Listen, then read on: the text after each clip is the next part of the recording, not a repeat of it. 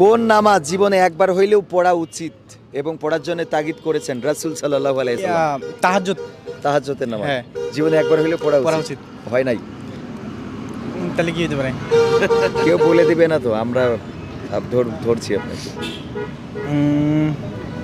আল্লাহ রাসূল বলেছেন যদি পারো দিনে একবার, যদি না পারো সপ্তাহে একবার, যদি না পারো মাসে একবার, যদি না পারো বছরে একবার, যদি তাও না পারো তাহলে জীবনে অন্তত একবার পড়ো। ঈদের নামাজ। ঈদের নামাজ জীবনে একবার পড়তে হবে। হ্যাঁ। মায়েরই তক্তা বানাবো না।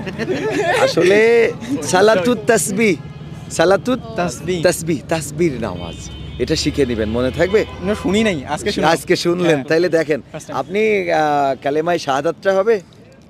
কালামে শাহাদাত। হ্যাঁ। হ্যাঁ। বলেন। আশহাদু আল্লা ইলাহা ইল্লাল্লাহু ওয়া আশহাদু আন্না মুহাম্মাদান আবদুহু ওয়া রাসূলুহু। শর্টকাটে হয়ে গেছে। ওয়াহদাহু লা শারীকা লাহু ওয়া আশহাদু আন্না মুহাম্মাদান আবদুহু ওয়া রাসূলুহু। ভালো করে শিখতে হবে, মনে থাকবে। নামাজ পড়া হয় মাঝে মাঝে একটু, ইনশাআল্লাহ। ফ্রি ফায়ার, পাবজি, 5 ওয়াক্ত। 5 ওয়াক্ত হয় না, তবে চেষ্টা করবো ইনশাআল্লাহ। ইনশাআল্লাহ। এই যে